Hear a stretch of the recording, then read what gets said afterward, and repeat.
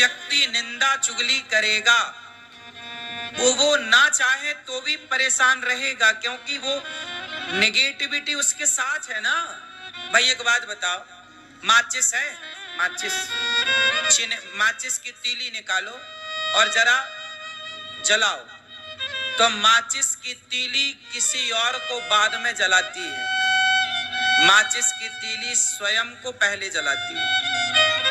बात सही है कि गलत है?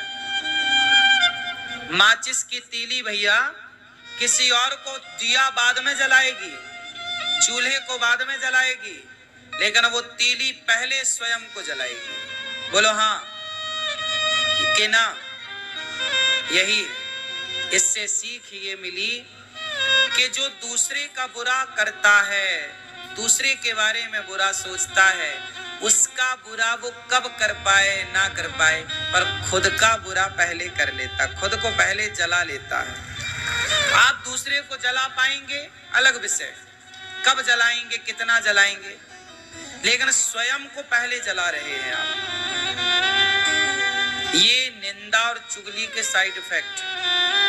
आपके घर में डर लगता है आपको, कई बार आपका घर ऐसा है जैसे खाने दौड़ रहा है आपको, आपके घर में नेगेटिविटी ज्यादा है, घर में रहने का आपको मन नहीं करता, क्योंकि घर का वातावरण आपने ऐसा बना रखा है।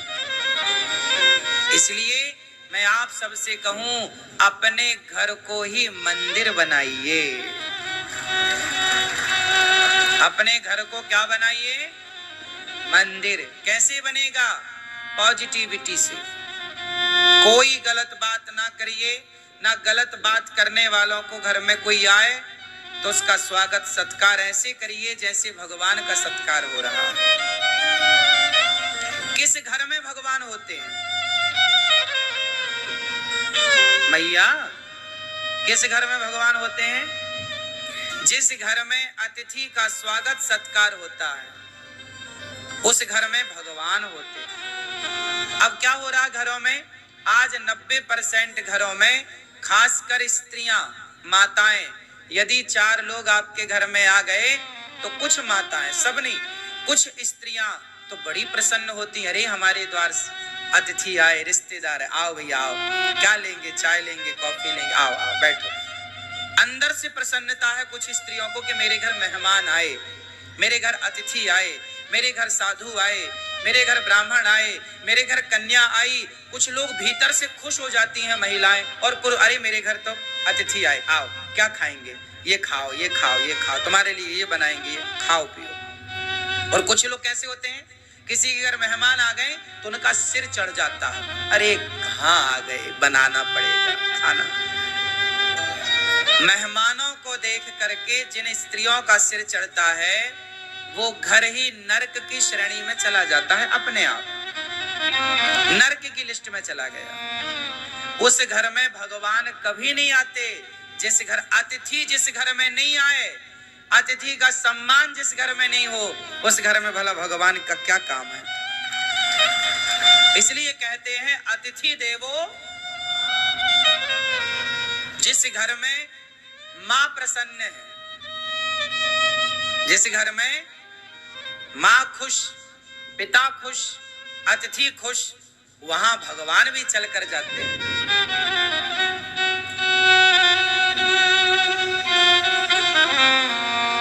सही है? इसलिए मेरी मां, तुम गृहस्थ हो। वो स्त्रियां अच्छी नहीं होती जो अतिथि को देखकर मुंह बनाती, वो स्त्रियां परम सौभाग्यशाली होती हैं। उन स्त्रियों से घर की शोभा होती है जो स्त्रियां अतिथि को देखकर प्रसन्न हो जाएं कि आज हमारे को भगवान ने सेवा करने का मौका दे दिया है, किसी को आज भोजन बना के खिलाने का अवसर दिया। अपना तो तुम रोज खाती हो, रोज बनाती हो, लेकिन जो किसी और के लिए बनाए खिलाए, साधु संत, दीन दुखी, ब्राह्मण, कन्या, तब ना आपके घर में अतिथि के रूप में भगवान ना जाने किस रूप में नारायण मिल जाए। इसलिए स्त्रियों को कैसा होना चाहिए? इसलिए मैंने आपको कथा सुनाई कई बार कि माता यशोदा पिछले जन्म में धरा थी। माता यशोदा पिछले जन्म में कौन थी? क्या नाम था उनका? धरा। माता यशोदा पिछले जन्म में धरा थी और वो संतों की सेवा ही करती थी। कोई आए द्वार पर तो खिलाती, और काम क्या करती? जंगल की लकड़ियां काटती। पति पत्नी दोनों, नंद बाबा और यशोदा पिछले जन्म में ये दोनों पति पत्नी थे, और दोनों जंगल की लकड़ियां काट के बाजार में बेचते। जो पैसा मिल जाए तो द्वार पे कोई अतिथि आए तो खवाते थे। एक दिन इनके द्वार पर भगवान आ गए, और भगवान के लिए इन्होंने, जब इनके घर में खाने का रोटी नहीं थी तो किसी से मांगने चली गई कि पैसा उधार दे दो। उसने कहा कि तुम बड़ी सुंदर हो, बहुत अच्छी दिखती हो, यदि तुम अपने स्तन हमें दे दो तो हम स्तन लेकर के और फिर तुम्हें पैसे देंगे। मतलब वो आदमी चरित्र का खोटा था, माता धरा के चरित्र को चाह रहा था। पर माता धरा ने कहा कि तुझे मेरे स्तन चाहिए? हाँ। तो माता धरा ने अपने शरीर से अपने चमड़े को काट दिया, स्तनों को काट दिया, काट कर दे दिया, ये ले। और पैसे उतने लिए जितनी जरूरत थी, बाजार से सामान खरीद कर संतों को जब भोजन कराया तो संतों ने कहा कि ये आपके शरीर से रक्त कैसा? माता धरा ने कहा कि आप अतिथि हैं और आपके लिए भोजन था नहीं। मैं पैसे उधार मांगने गई तो उसने उधार दिया नहीं, कहा कि पहले अपने स्तन दो, तो मैंने अपने स्तन उसे दे दिए। चमड़ा ही तो चाह रहा था, तो मैंने चाकू से काट कर अपने स्तनों को उसकी हथेली में रख दिए। भैया तू ले, स्तन चाहिए, और पैसे लेकर मैंने भोजन आपके लिए तैयार किया। पूरा शरीर खून से भरा था माता धरा का, साड़ी पूरी गीली। अब सोचिए इतना घाव हो जाए तो कितना दर्द, जिसके पूरे स्तन काट दिए जाएं चाकू से, उस स्त्री को कितना दर्द होगा।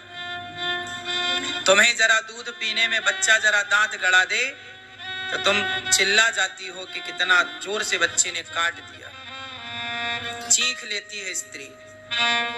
बच्चे यदि काट दे मां के स्तन को, और चाकू से ही काट दिया, और धरा मां ने अपने हाथ से, कितना दर्द होगा। पर वो सारा दर्द किसके लिए सहा?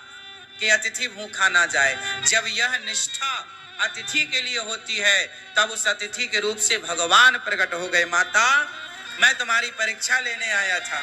उस समय आया जब आपके घर में अन्न का एक दाना नहीं था। आपका मैं बहता हुआ लहू देख रहा हूं, खून देख रहा हूं। अगले जन्म में मैं आपका दूध पीकर आपका ऋण चुकाने आऊंगा।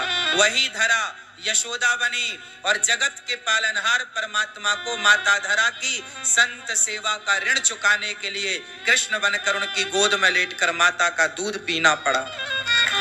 पैदा हुए देवकी से प्रकट भय प्रकट कृपाला तमद्भुतम बालकमं भुजेक्षणं चतुर्भुजं शंखगदायुधायुधम। प्रकट भय देवकी से, पर दूध किसका पिया? देवकी माता का दूध नहीं पिया श्री कृष्ण ने। क्यों? पी लेते ना थोड़ा सा?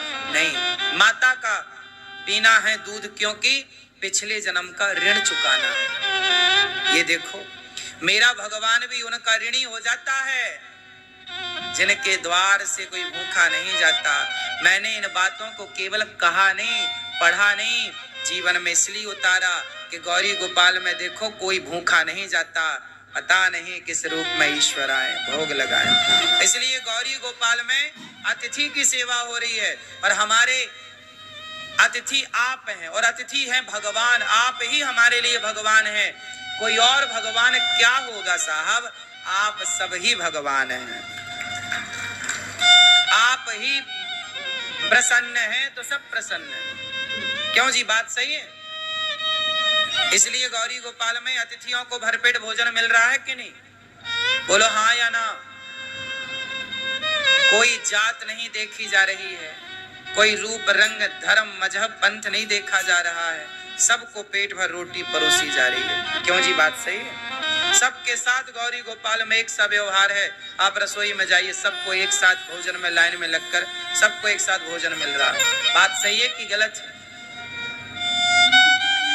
ये सब संभव है। आप भी गृहस्थ हैं, हम भी गृहस्थ, सब कुछ संभव है। हमने अपने आसपास निंदा चुगली को भटकने नहीं दिया। हम भी तो निंदा करें, चुगली करें तुम्हारी तरह बैठे बैठे? टाइम ही नहीं है सब करने का। टाइम है तो पढ़ने लग जाते हैं, सत्संग करेंगे, अच्छी बातें करें। हम क्यों किसी के बारे में गलत बात करें? होंगे आप में लाख दोष, होंगे आप में लाख अवगुण, पर मैं क्यों देखूं? आपके पड़ोसी में 1 लाख अवगुण होंगे, आप देख भी लोगे तो पाओगे क्या? अवगुण देखने ही हैं, दोष देखने ही हैं, तो औरों के नहीं, खुद के दोषों को देखिए और अपने दोषों को देखकर अपने को बेहतर कीजिए। बुरा जो देखन मैं चला, बुरा न मिलिया कोई, जो दिल खोजा आपुना, हमसे बुरा ना। मैया सुन रही हो मेरी माँ? इसलिए कहता हूं, ध्रुव जी अपने पिता के, अपनी सौतेली माँ के अपमान से परेशान ना होकर गुरु वचनों पर चलकर प्रभु को पाया, अपने जीवन को वैकुंठ बना लिया ध्रुव जी ने। इसलिए भगवान ने वैकुंठ खाली कर दिया ध्रुव के लिए। आपको बताऊं, ध्रुव जी किस लोक में रहते हैं? बोलो, ध्रुव जी कहाँ रहते हैं? ध्रुव लोक में। जैसे ब्रह्म लोक है, मृत्यु लोक है, स्वर्ग लोक है, ऐसे ध्रुव जी जहां रहते हैं उस लोक का नाम है ध्रुव लोक। ध्रुव लोक, ध्रुव जी के पहले वह लोक वैकुंठ था। पहले भगवान नारायण वहीं रहते थे, पर भगवान नारायण ने अपने लिए वैकुंठ अलग बनाया और अपना घर ध्रुव जी को दे दिया। देखो, ये भक्ति की ताकत है, ये प्रेम की ताकत है। ध्रुव लोक जो है वह वैकुंठ ही था और है। पहले भगवान श्रीमन नारायण वहीं रहते थे, फिर जब ध्रुव जी की तपस्या देखी, कहा पुत्र मैं तुझे अपना घर दे देता हूं, अपना गिफ्ट कर दिया भक्त को और अपना दूसरा फिर भगवान ने वैकुंठ बनाया। तो भगवान अपना घर देने को तैयार हैं। यही तो पूछा किसी ने राम से कि राम आपने अयोध्या का राजा बना दिया भरत को, आपने विभीषण को राजा बना दिया लंका का, आपने विभीषण को लंका का राजा बना दिया। यदि कल रावण आपकी शरण में आ जाए कि राम मुझे क्षमा कर दो, राम जी विभीषण को कहां का राजा बना चुके हैं? जोर से, लंका। जो संपत्ति से रावण नहीं दीन दिए दसमात, सोई संपत्ति विभीषण नहीं सब कुछ दीन रघुनाथ। राम जी ने विभीषण का राज तिलक कर दिया। विभीषण क्या बन गए? राजा। कहां के? अच्छा, राम जी से किसी ने कहा कि विभीषण को तो आपने लंका का राजा बना दिया, यदि रावण आपकी शरण में आ जाए और कहे कि क्षमा कर दो, तो फिर रावण को कहां का राजा बनाओगे? आपकी तो बात झूठी हो जाएगी। फिर तो या तो विभीषण को राजा बनाओ या रावण को। तब राम ने मुस्कुराते हुए कहा कि यदि रावण मेरी शरण में आ गया तो शरणागत कहूं जे तजहि, मैं त्यागता नहीं शरण में आए हुए को। जो शरण में आ जाएगा उसे मैं त्यागूंगा नहीं।